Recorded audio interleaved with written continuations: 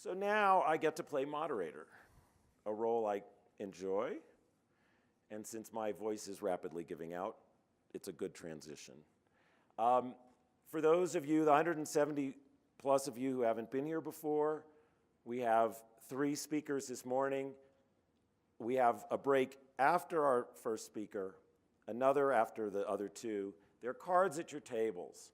Write down your questions. We'll have a Q&A after everyone's done talking, but don't wait until then to write down your questions. So as you're listening to the speakers, please make your own notes and think about how you would like to engage with them when the presentations are over. Our first speaker this morning is Dr. Renaisa Anthony. She's the Deputy Director of the Center for Reducing Health Disparities, Assistant Professor in the College of Public Health at the University of Nebraska Medical Center. Her commitment to eradicating health disparities has taken her to some of the most vulnerable communities around the world, where she's worked to improve the lives of women, children, families, and communities by delivering quality health care and implementing public health and policy initiatives. She was born and raised in inner-city Detroit. She's keenly aware of the role social factors play in health and their impact on outcomes. Please join me in welcoming Dr. Anthony.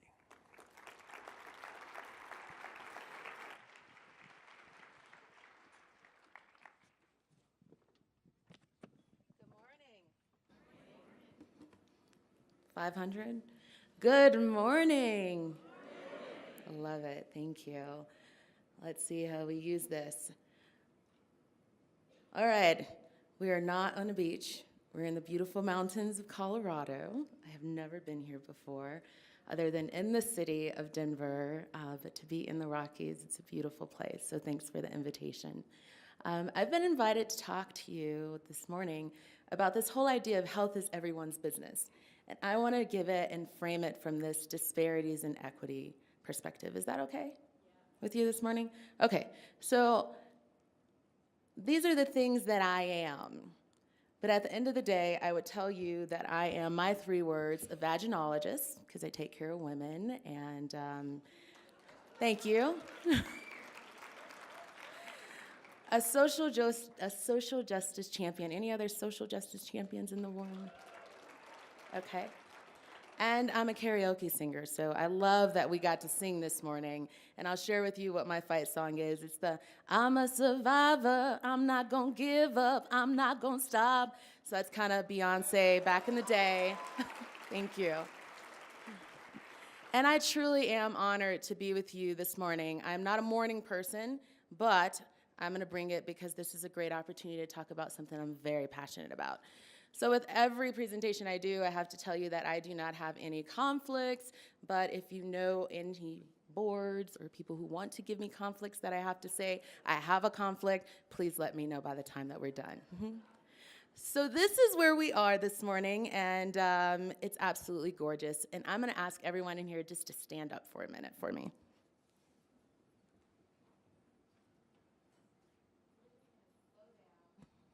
If I can get this to work. I'm gonna switch back and forth, thank you. We're gonna slow down and we're just gonna breathe. So I'm gonna have everyone just take a deep breath through your nose and hold it and blow it out. Again, a deep breath in and blow it out. And we'll do it one last time. Deep breath in. And blow it out. That feels a little different than when I normally do it, but I'm not usually at 9,000 to 10,000 feet above sea level either, so thank you so much. Please take a seat. So pop quiz, thanks to Alan, you already know the answer to this. And before we can talk about health as everyone's business, we have to have a common definition of what health is.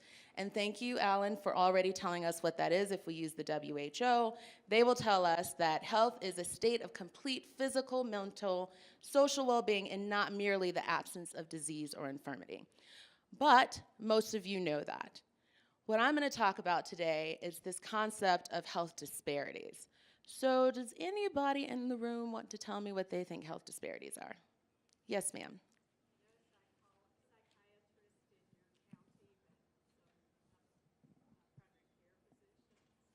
So an example is that there are no mental health providers or psychiatrists in a county compared to the number of primary care physicians that we have.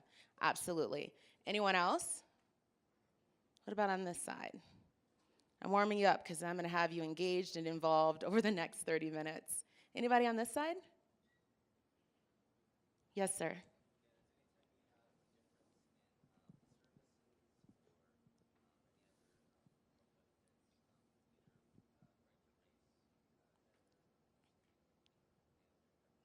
So he said differences in health services, differences in outcomes, and I like that because at the end of the day, we tend to use these big institutions in their definitions. If you're a grant writer, if you do research, I tend to use WHO, NIH, CDC, and health disparities are defined as differences in incidences, prevalence, mortality. You can read, and I won't read to you today, but at the end of the day, if we were to just sum it up, it's as simple as this. Health disparities are simply stated, just differences.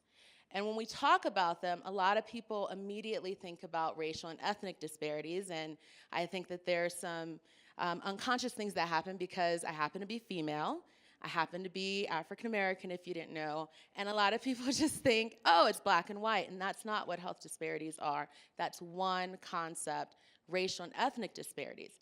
But there are geographic disparities, there are socioeconomic disparities, and so we'll talk a little bit about that today. I think the greatest example of health disparities in the United States is really life expectancy. So I'm going to ask you, how long do Americans live? How about you? I've always liked your bow tie. How long do Americans live? 80 years. Anybody think longer than 80 years? By show of hands. A couple of people. So I'm just going to ask you, if you think Americans live in their 70s to be about 70-something, raise your hand. Okay, we've got about 15% of the room. How about in your 80s? 90s? Anybody think we live to be over 100? Let's give it up for her grandma. Happy birthday, Grandma, for 100. Did she get on the Smucker's jar? That's kind of my goal, although I don't think the guy will be around when I turn 100. Well, most of you are right. In the United States, you can expect to live between 70 and 83. And the problem with that is, I'm not an engineer, but I think 83 minus 70 is 13. Would that be about right? So how many of you in here, if you could get 13 additional years of quality life, by a show of hands, would want that? You're functional, you can come to the Colorado Health Symposium still, you can go and climb these mountains. 13 years is a lot of life. You can do a lot. You can almost change the world and engage in a movement to make sure that health is everyone's business in 13 years. But here's the reality. We know in the United States that your health and your life expectancy is connected and associated with a lot of different factors. And one of those is indeed race. Now, there was a point in my time where I delivered babies, and it was so amazing. And I could predict, based on the race and gender of that baby, and if you gave me their zip code, we can figure out what the statistics are as to how long that baby's gonna live. And that's a problem in the United States. And what we know is that Hispanic females tend to live the longest, but those who are at the bottom consistently over time have been African American males. And I would ask you questions like, well, why is that? Because these graphs alone don't tell you anything, they just give you a trend, but really starting to say, what's driving these factors? What's contributing to these numbers?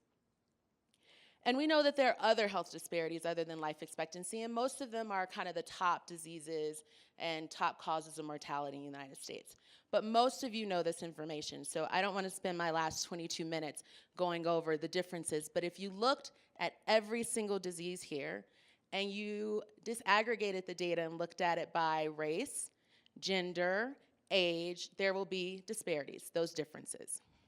And what we want to do in a center like mine is we really want to bridge the gap where there aren't significant differences. We don't want groups where certain groups of people live to be 70 and other groups are afforded 100 years of life. How can we narrow the gap for everyone? So I would ask you, do health disparities exist in Colorado? By a show of hands, yes or no? Yes, okay. So I think so. I read this report that came from your Department of Health. So they talk a lot about disparities. They break it down by geography, they break it down by zip code, and of course, race and ethnicity shows up. If you want to know about your own county, I love the RWJ County Health Rankings. Very easy data to give an idea of what the trends are. But the question becomes, who's impacted by disparities? Because all of you represent different foundations. There are physicians in here. There are people who are with nonprofits, government, and really any other vaginologist in the room. Gosh, no one's passionate about vaginal health. You back there, thank you. So your key stakeholder group may be radically different, and that's okay. My key stakeholder group primarily would be women and gender specific, but as the Deputy Director of the Center for Reducing Health Disparities at the University of Nebraska Medical Center, I have to be passionate about all groups, but I have a special affinity for mamas and babies, and I always have. But who's impacted by health disparities? I would tell you vulnerable populations, but at the end of the day, I think all of us are impacted because when we don't make it our business towards health equity, individually, not everyone, but it is individually your business to address health disparities and health equity, then everybody's impacted. And so these are the vulnerable populations, and I'm just kind of giving us some slides to bring us to the same page as we move forward. But the question becomes, why? Why do these disparities exist? And Alan did a great job of outlining these, what we call social determinants of health. That there are social aspects in our communities, in our lives that impact our health. And some of those we can change. Our zip code, for instance, you can move if you have the resources to move. Educational attainment, if you go to school. So I'll never forget being a medical student.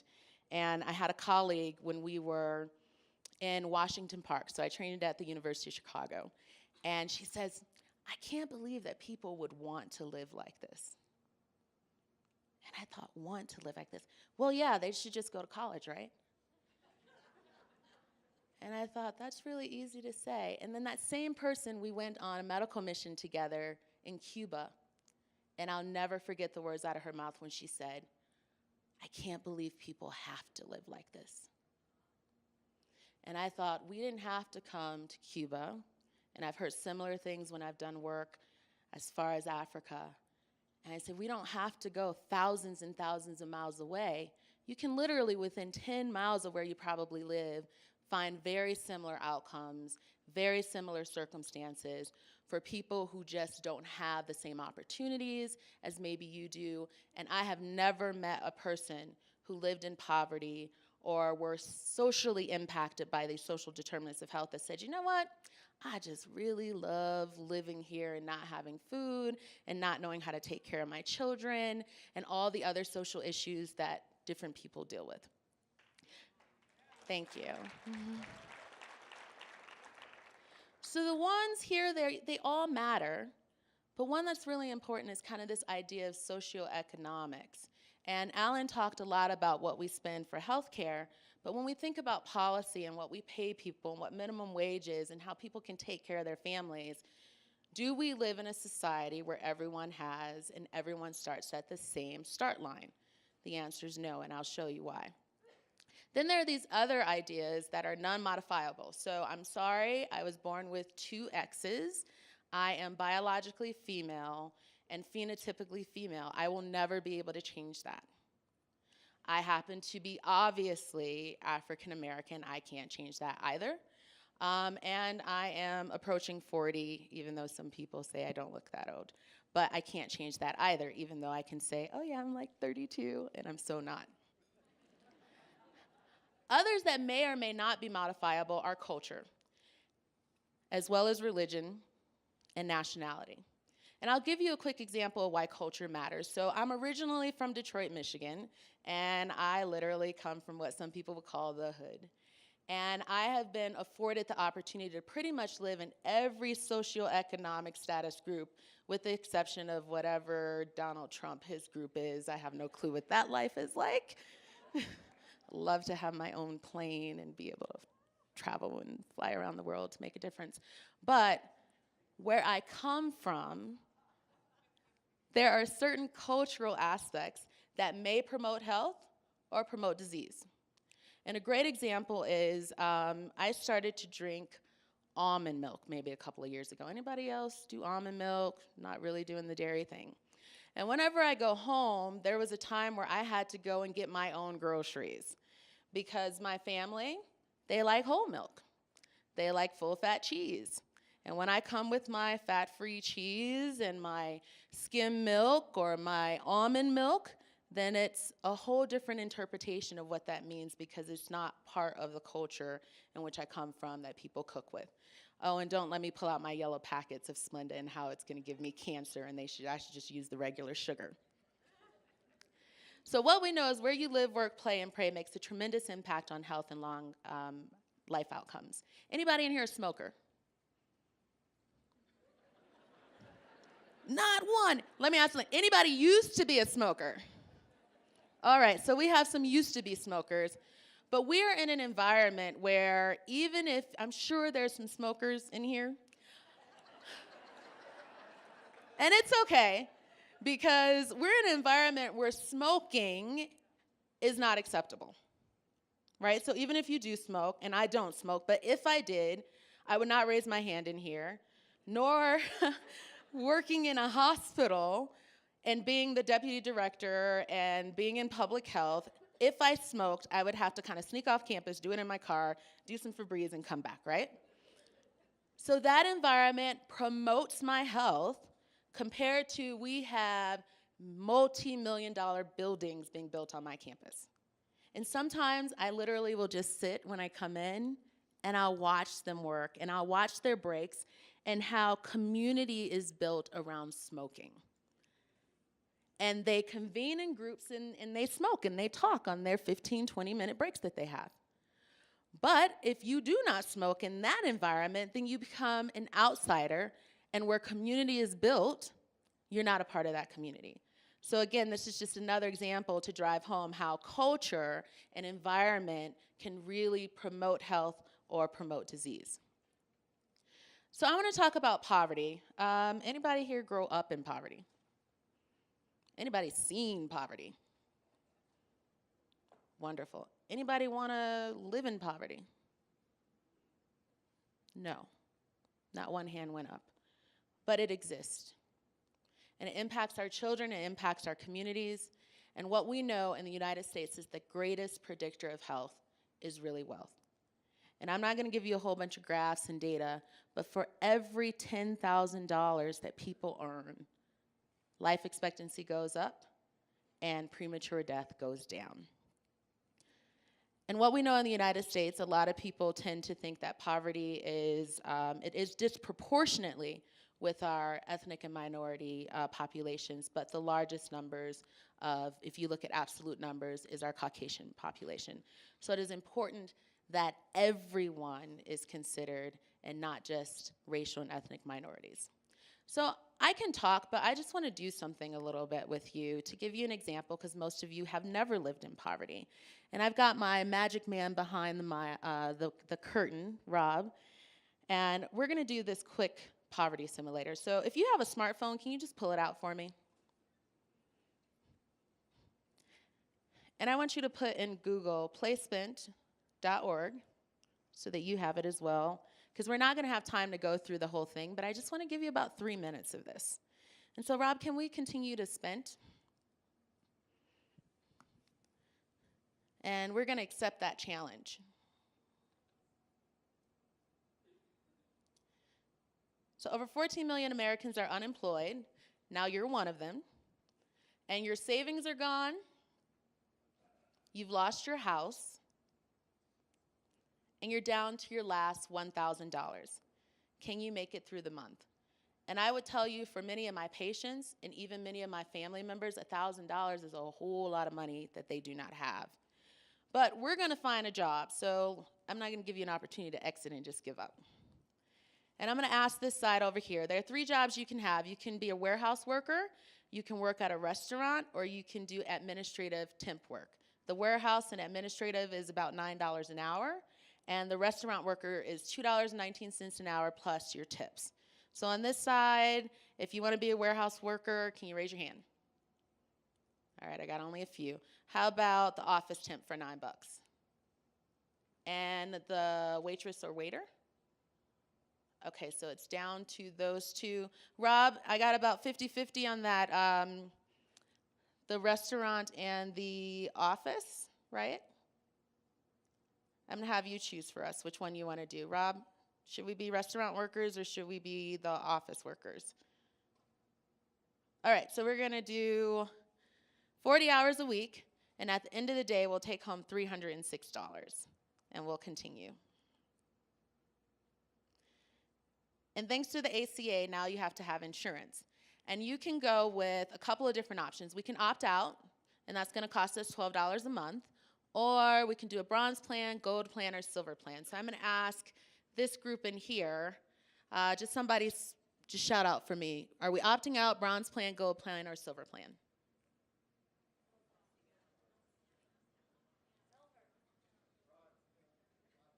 I'm hearing a lot of opt out. We're going to opt out on this time. All right, so when the penalty for not buying insurance is so low compared to the cost of coverage, it's no surprise that low-income workers actually opt out altogether. So we will continue. We're at day 2, you have a job, you've got to find a place to live, and rent ranges from about $808 a month to, Rob, if you slide the scale all the way down where you can live closer to work, it's going to go up. And can you slide it the other way? If you live about 50 miles or so, it's going to be $760. So it's not that much of a difference. Let's just go in the middle. $809. Okay, that's going to be our rent. And we're going to pay it.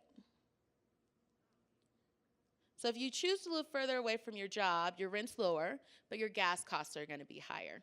And so for every dollar a working family saves on housing, they spend an additional 77 cents on transportation. And we'll continue. All right, so we have an apartment. It's too small for our stuff. We can store it, and that's going to be about $40-something a month. We can have a yard sale, or you can ask a friend to store it for you, and that's not an option because if we click on Facebook, then it'll go and do some other stuff. So yard sale or rent a storage unit? Oh, consensus here. We're going to have a yard sale. Thank you. And we sold a bunch of our stuff, but we only made $150. We'll continue. We've made it to day 5 in poverty. So your mom needs crucial medications but doesn't have the $100 she needs to buy it.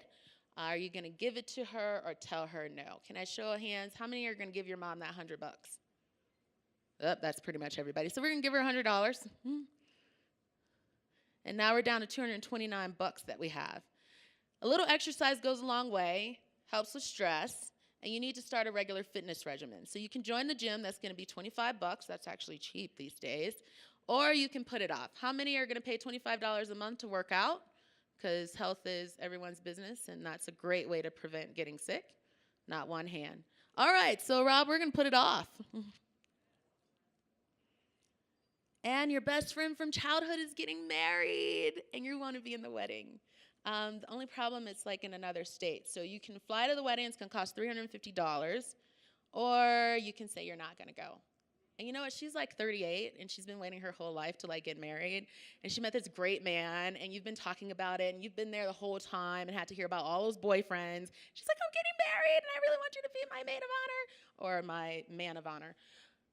You're not going to, anybody going to go? Hands up, who's going? Not 2 people.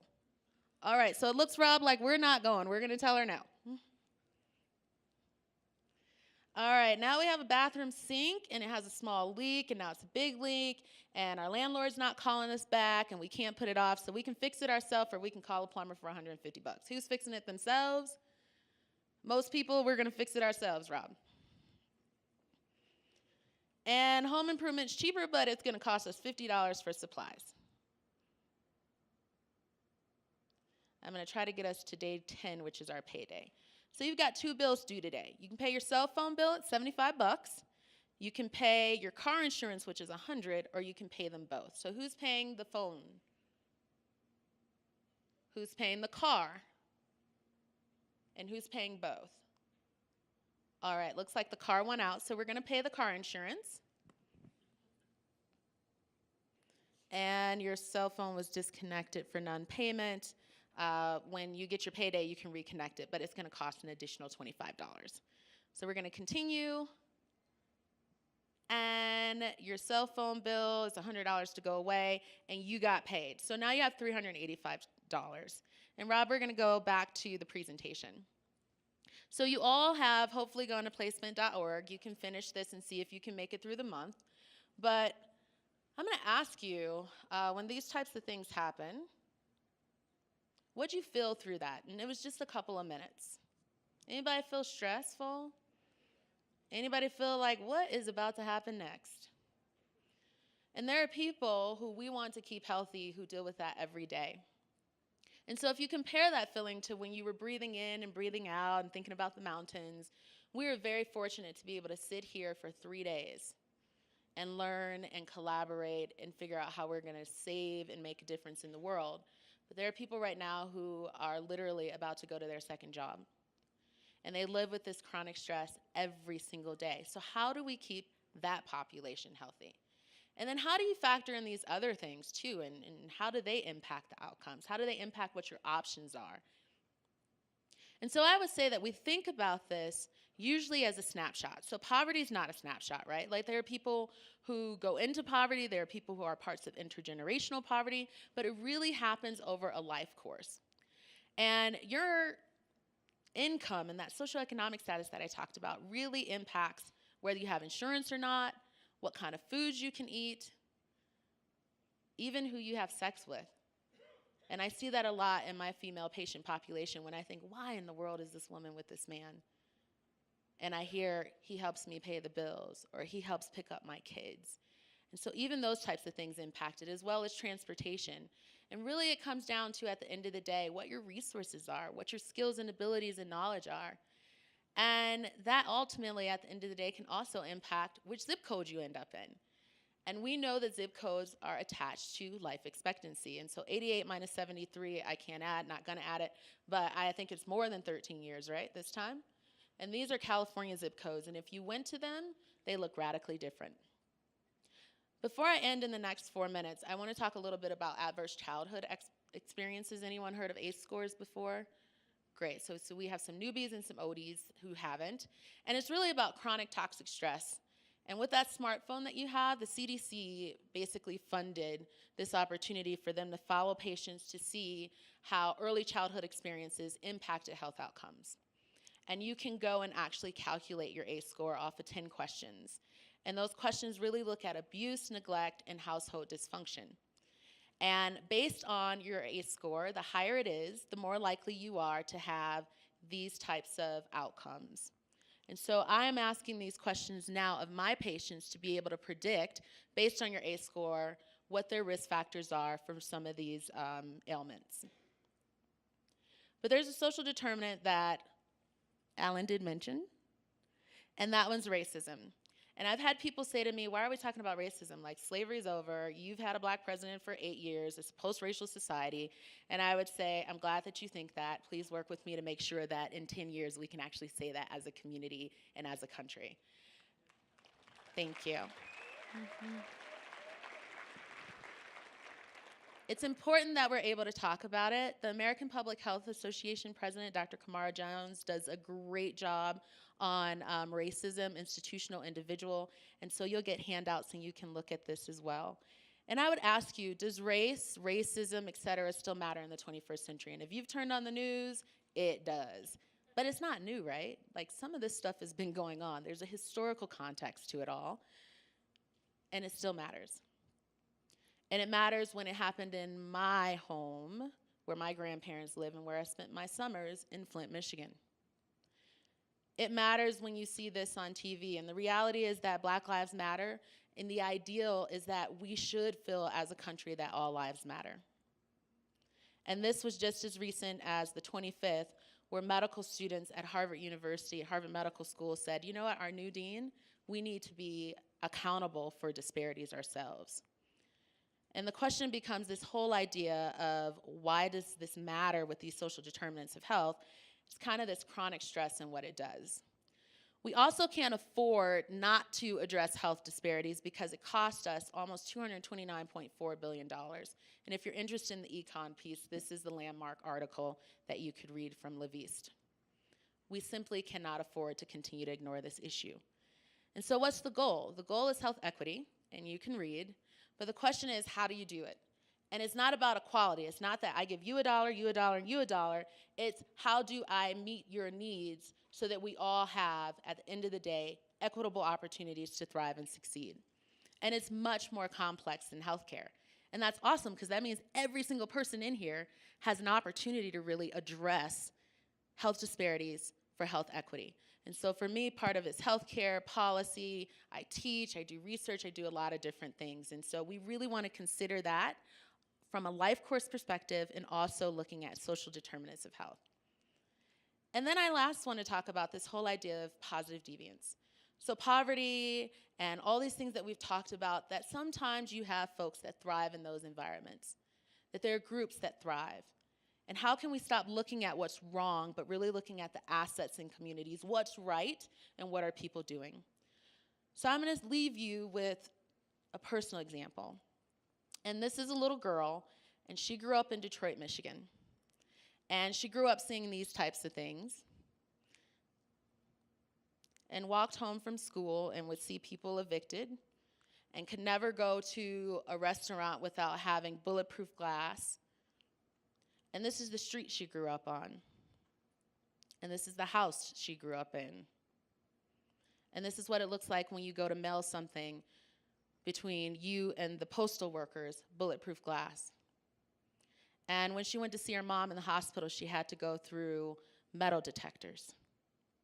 And this is where her mom lived before she was afforded the opportunity to actually buy a place to put her mom in so she didn't have to live like this.